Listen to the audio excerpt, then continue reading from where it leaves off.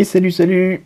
Grande première aujourd'hui, je vais être amené à refaire complètement un enregistrement, parce que je viens de m'apercevoir que celui que je viens de faire était sans son. J'avais mal enfoncé la prise jack du micro, oui je sais, je fais encore des erreurs de débutant, mais bon c'est comme ça.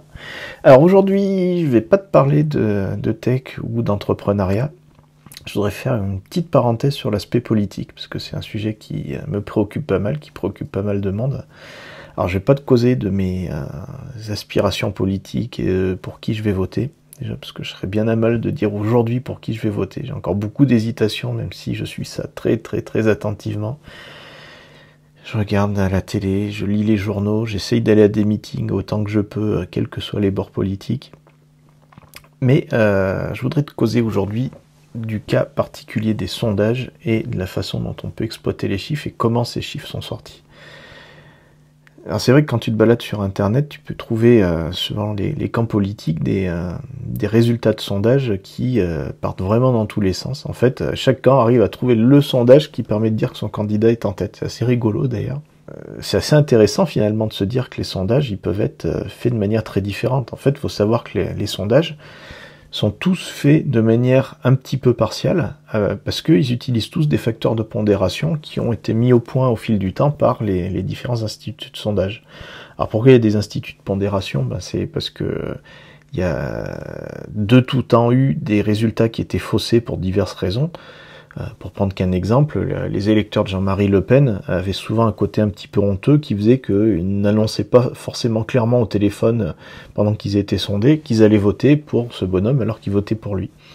Et du coup, quand les instituts de sondage se sont rendus compte, ils ont été amenés à faire des retouches, de bidouiller les chiffres, en fait, de les pondérer à la hausse pour le coup, en disant que voilà, Jean-Marie Le Pen, le résultat brut qu'on a, il faut le multiplier par tant pour avoir le résultat le plus concret qui soit. Et ce facteur de pondération, qui est purement subjectif, ils le mettent au point au fil du temps, et en fait, c'est du retour d'expérience d'une élection sur l'autre. Ils ont appris à deviner que tel candidat, il faut le pondérer ainsi, tel autre celui-là, dans tel contexte, telle élection, il faut faire telle bidouille, etc. Alors forcément, ça marche que si on a déjà un retour d'expérience. Alors les présidentielles, Jean-Marie Le Pen, ça devenait quelque chose d'assez routinier, et ils avaient à peu près la tendance, même s'il y a eu des surprises comme en 2002.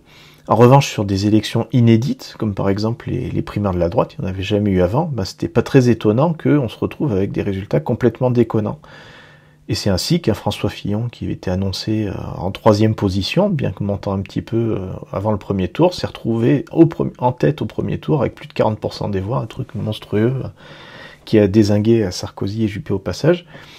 L'explication, elle n'est pas très compliquée, c'est tout simplement que comme ils n'avaient pas de retour d'expérience, ils n'avaient pas de facteur de pondération, des trucs complètement pifométriques à mettre en place, et donc les résultats, c'est forcé à l'être déconnant. Alors on peut se dire, les prochaines présidentielles, c'est quelque chose qui est beaucoup plus stable, parce que les élections, on est bien rodé maintenant. Oui et non, parce que c'est la première fois qu'on a une élection aussi ouverte. Il y a toujours eu un côté bipartisme, droite-gauche, qui faisait que les choses étaient relativement simples. Il y avait 2 gros, puis les autres étaient que des petits candidats. Quand il y avait un 3e qui se pointait, on a vu en 2002 on pouvait se planter facilement. Alors là, un cas comme aujourd'hui, on a 4 principaux candidats qui sont dans un mouchoir de poche du côté des sondages, et puis sur des périmètres qui sont complètement différents. Ça fait très longtemps, par exemple, qu'on n'a pas eu un candidat à peu près au centre comme les Macron aujourd'hui, ou un PS divisé comme les Hamon, ou une extrême gauche aussi forte comme peut le faire Mélenchon, ou une droite aussi contestée. Enfin, tout est différent cette fois-ci, ce qui fait que les retours d'expérience sont très peu fiables. Et donc, c'est la porte ouverte à toutes les fenêtres, il peut se passer tout et n'importe quoi, ce qui rend la période d'autant plus tendue. Et puis, sur Internet, il y a plein d'autres choses qui se font. Alors, comme je te disais tout à l'heure, il y a des choses qui sont complètement farfelues. N'importe qui peut sortir un sondage sur Twitter qui n'impactera que sa propre communauté, et donc forcément, c'est une communauté qui sera un peu partial, puisque on sait tous qu'on trie un peu ses followers, ou le tri se fait tout seul en fonction de ses propres affinités.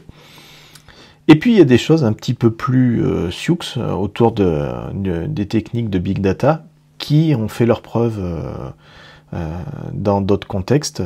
On sait aujourd'hui par exemple que pour les élections aux États-Unis où Trump a fini par gagner à la grande surprise de tout le monde, les seuls petits indices qui montraient qu'il montait bien plus que prévu, c'était le big data, c'était l'observation de ce qui se passait sur le net.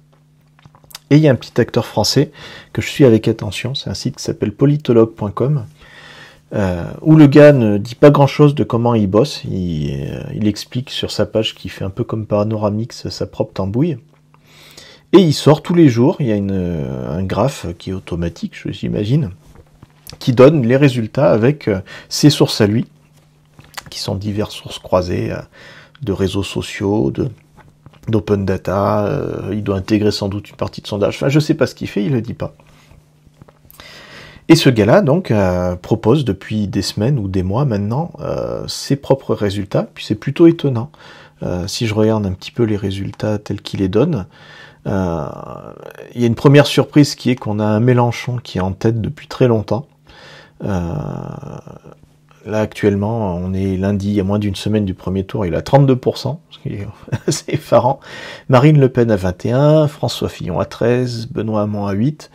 Et là, tu dis, il n'y a pas Macron. Ben si, mais il est très bas, en fait, selon les échantillons qu'il a, lui. Macron est à 7,44% sur le pesé du jour. Dupont-Aignan juste derrière à 7,26%. On a Poutou à 3,18, Lassalle à 2,95, Asselineau à 2,47, Nathalie Arthaud à 0,3, Cheminade à 0,1. Quelle crédibilité on peut donner à ces chiffres-là?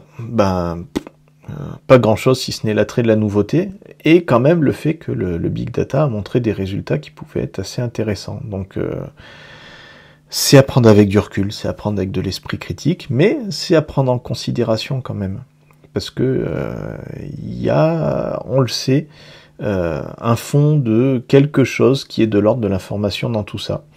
Le gars dit qu'il utilise beaucoup les réseaux sociaux dans ses statistiques, parce qu'il estime que les réseaux sociaux, c'est un peu le café du commerce du 21e siècle, et que c'est le moyen de toucher des gens, de les écouter, plus que pourraient le faire les instituts de sondage qui ont des sources plutôt traditionnelles. Un Mélenchon, par exemple, qui s'adresse à des populations souvent jeunes, souvent un peu alternatives, est-ce qu'il est touché par les instituts de sondage? À l'opposé, par rapport aux réseaux sociaux, on pourrait se dire que Fillon est surreprésenté parce qu'il y a plein de gens qui parlent de lui, mais pour se foutre de sa gueule ou le critiquer par rapport à ces histoires de Penelope Gate ou de costumes offerts. On ne sait pas. La vérité est sans doute sur quelque part, sur un croisement entre ces différentes sources. Et c'est toujours intéressant, je trouve ça complètement passionnant d'essayer, tout en gardant un esprit critique et pas tout gober sans aucune réflexion, ces sources un peu diverses, et de voir après d'en faire sa propre tambouille à soi, comme le gars fait sa tambouille avec ses différents résultats d'extraction de données. Donc voilà, de toute façon le résultat va être bientôt. J'imagine que t'es un peu comme moi, saturé complètement de tout ce qui se passe d'un point de vue politique en France. C'est vrai que j'ai tendance souvent à me déconnecter un petit peu des réseaux sociaux en ce moment, parce que il y a une propagande et un état d'esprit de dingue. J'ai l'impression que la France se fracture en plein de petits morceaux et on ne sait pas trop ce qui va en ressortir. J'espère qu'il en sortira du positif, mais bon. En tout cas, même si c'est un peu pénible, j'essaye quand même de garder une attention très forte par rapport à ça. Je lis la presse, j'essaye de me documenter le plus possible. Je regarde pas trop la télé parce que, voilà, on sait ce que ça vaut aujourd'hui avec quelque chose de très caricatural et prémâché, sans même parler de complot ou de médias qui influent. C'est simplement le fait qu'on sait bien depuis toujours que la télé amène quelque chose qui est très codifié et très caricaturé pour rentrer dans les petits créneaux horaires qu'ils ont de dispo pour parler de ces sujets plus qu'importants. Et c'est un sujet super important, j'en suis persuadé. Autant je suis le premier à dire, comme beaucoup, qu'on a eu affaire dans le passé à quelques politiciens, je dirais pas les noms, qui ont au final pas fait grand-chose, que ce soit de droite ou de gauche d'ailleurs. Autant là, entre le contexte extérieur, qui est du grand n'importe quoi, et puis on sent qu'il y a une vraie tension intérieure, ça risque d'être quand même assez déterminant. Et ce qui va se passer dans les prochaines semaines va être...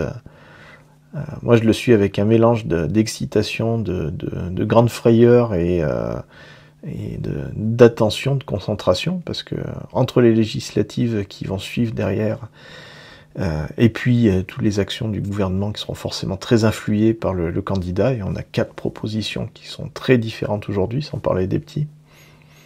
Voilà, je suis ça avec beaucoup d'attention et un peu d'inquiétude. On verra. Allez, j'arrête sur ce sujet-là, j'ai déjà été très long. On se revoit très vite pour parler sans doute plus de tech, ou d'entrepreneuriat, ou de mon actu à moi.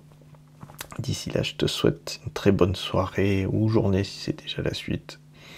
À très bientôt.